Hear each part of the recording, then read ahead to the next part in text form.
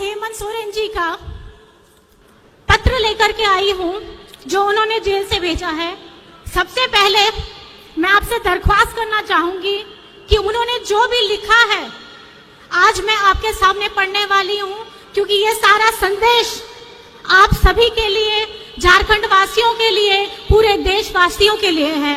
तो कृपया करके इसको जरूर ध्यान से सुनिएगा। साथियों, आज झारखंड उलगुलान रैली में आपके साथ नहीं हो। आपको मालूम है कि विगत 4 सालों से विपक्ष मेरे विरुद्ध षड्यंत्र रच रच कर आखिरकार एक बेबुनियाद आरोप के में मुझे कई 2.5 महीनों से बिरसा जेल में बंद करके रखा है। और इसी प्रकार हमारे महागठबंधन दल के आम आदमी पार्टी के मुख्यमंत्री अरविंद केजरीवाल जी को भी उनके सहयोगियों के साथ दिल्ली के तिहाड़ जेल में डाल रखा है। साथियों, ये आजादी के बाद पहली बार है जब किसी पार्टी के शीर्ष नेता एवं मुख्यमंत्रियों को और मंत्रियों को चुन करके चुनाव के ठीक पहले सुनियोजित तरीके से बेबुनियाद आरोपों पर जेलों में डाला जा रहा है। खैर, कोई बात नहीं, मुझे आज जेल में रहते हुए भी खुशी हो रही है कि जिस लोकतंत्र की रक्षा और हक अधिकार की लड़ाई को हम लड़ रहे हैं, उसे हम ही नहीं बल्कि देश के और विभिन्न राज्यों के दल और क्रांतिकारी नेतागण वही लड़ाई लड़ रहे हैं। आज उलगुलान महारैली में आए क्रांतिकारी नेताओं की मौजूदगी इसका गवाह है कि आज इस उलगुलान महारैली के मंच पर आदरणीय मल्लिकार्जुन खड़गे जी, जो अभी नहीं है, राहुल गांधी जी, अखिलेश यादव जी, फारूक अब्दुल्ला जी, चंपई सोरेन जी, भगवत मान जी, तेजस्वी यादव जी, श्रीमती सुनीता केजरीवाल जी, दीपांकर भट्टाचार्य जी, संजय सिंह जी, श्रीमती प्रियंका चतुर्वेदी जी और विवेक गुप्ता जी का मैं पुनः अभिवादन करता हूं। साथियों, आज का ये झारखंड उलगुलान महारैली से झारखंडी भाइयों के नाम ने से कई बातों का पता चल रहा होगा। जी हां साथियों, उलगुलान का मतलब ही है अब और नहीं चलेगी ठगों की सरकार, लोकतंत्र लूटने नहीं देंगे, संविधान खत्म नहीं होने देंगे, देश टूटने नहीं देंगे। मेरे साथ आप लोग जोर से बोलिए, इंकलाब जिंदाबाद, इंकलाब जिंदाबाद। साथियों, 2024 का लोकसभा चुनाव चल रहा है। एक तरफ हम सब इंडिया महागठबंधन के लोग हैं और दूसरी तरफ पूंजीपतियों की जमात और षड्यंत्रकारी केंद्र सरकार एनडीए के लोग। साथियों, आज देश एक विषम परिस्थिति से गुजर रहा है। विगत 2014 से केंद्र में भाजपा एनडीए की सरकार चल रही है और 2 बार देश की जनता ने एनडीए को सरकार बनने का मौका भी दिया। देश की सरकार का जनाधार को देश के लोगों ने दे दिया, पर पूरे देश की राज्यों की सरकार का जनाधार एनडीए को नहीं दिया। परंतु 2014 में एनडीए सरकार बनते ही पूरे देश के राज्यों में अपना कब्जा चाहते हैं। आपने सुना ही होगा विभिन्न सूचना तंत्र के माध्यम से कि गैर भाजपा सरकार राज्यों को किस तरीके से परेशान और उनके साथ सौतेला व्यवहार किया जा रहा है। कहीं सरकार गिराई जा रही है तो कहीं एमपी एमएलए खरीद फरोख्त की जा रही है। जो गैर भाजपा सरकार उनके साथ नहीं आते हैं तो इसका उदाहरण है कि आज हम जेलों से आप तक बंदी पत्रों के माध्यम से संदेश भेजना पड़ रहा है। साथियों, यह देश हमें भीख में नहीं मिली है। इस देश को पाने के लिए अनगिनत शहादत हुई है। कई इतिहास की किताब हमारे स्वतंत्रता सेनानियों के नाम से पटे पड़े हैं। साथियों, विगत कई साल के षड्यंत्र का फल एनडीए को 2014 में पूर्ण बहुमत से सरकार बनाने को मिली।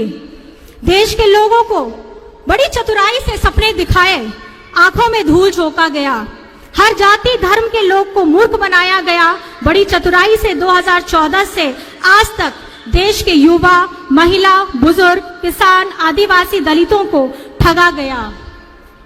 ऐसे जैसे एक स्टेज में दिखाने वाला जादूगर किस तरह पूरे देश को अलग अलग माध्यम से अलग अलग सूचना तंत्रों के माध्यम से देशवासियों को निरंतर ठगने का प्रयास चल रहा है। इस चुनाव में बड़े पैमाने पर केंद्र एजेंसियों का दुरुपयोग किया जा रहा है। उनके माध्यम से विपक्ष की आवाज को कुचलने का काम शुरू हो रहा है। आज केंद्र सरकार ऐसे ऐसे कानून का निर्माण कर रही है जिससे देशवासियों को तो नुकसान होना ही है, चाहे वो किसी भी वर्ग, जाति, धर्म का ही क्यों ना हो। साथ ही साथ इस देश के लोकतंत्र को भी खतरा होगा और संविधान को भी खतरा होगा। साथियों, झारखंड देश का सबसे गरीब राज्य है। यहाँ के लोग गरीब हैं, पर झारखंड गरीब नहीं है। हमारे प्राकृतिक संसाधनों से पूरा देश चलता है। इसके बदले में हमें क्या मिलता है?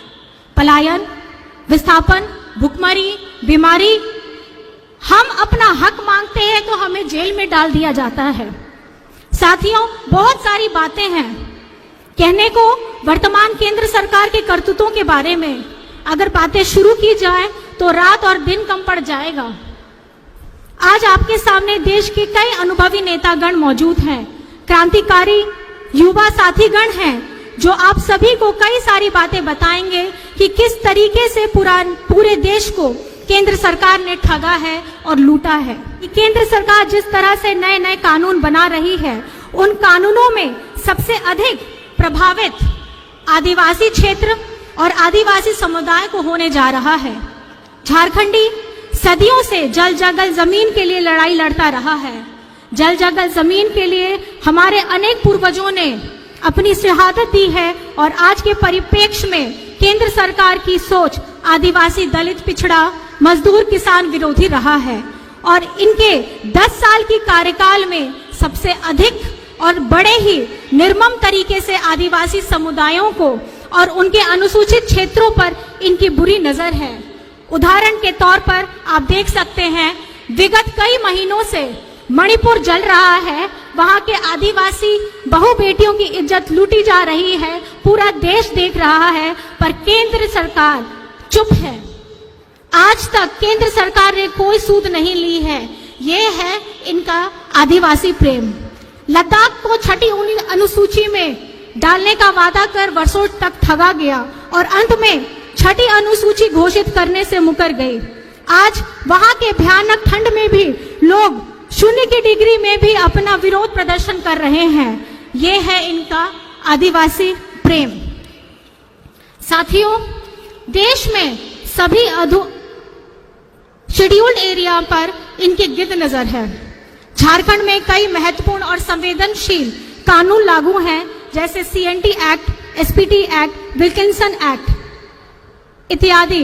अगर NDA सरकार 2024 के चुनाव जीतती है तो राज्य और देश के आदिवासियों के ऊपर बहुत बड़ा खतरा बन जाएगा। इसलिए किसी भी कीमत पर झारखंड को बचाना है। साथियों, झारखंड में कुछ संवेदनशील मुद्दे हैं, जैसे सरना धर्म कोड राज्य में लागू किया जाना, खतियान आधारित स्थानीय और नियोजन नीति बनाना, पिछड़ों को 27% आरक्षण के लिए मार्ग प्रशस्त करना, स्थानीय भाषा और संस्कृति को पहचान दिलाने का कार्य करना इत्यादि। मैं इन विषयों पर विस्तृत में नहीं जा रहा हूं, पर यह कहना चाहूंगा कि ये सभी चीजें तभी लागू होंगी जब केंद्र की पूंजीपति और तानाशाह सरकार को केंद्र से बेदखल किया जाए। साथियों, मैं अपना यह संदेश समाप्त करने से पहले कहना चाहता हूं कि झारखंड वीरों की धरती है। हमेशा से झारखंड के मूलवासी आदिवासियों ने राज्य के हक अधिकार के लिए संघर्ष किया है, अपने संघर्षों का लोहा भी बनवाया है। झारखंड के लोग अपने हक अधिकार की लड़ाई तब तक लड़ते रहेंगे जब तक वो हासिल ना हो जाए।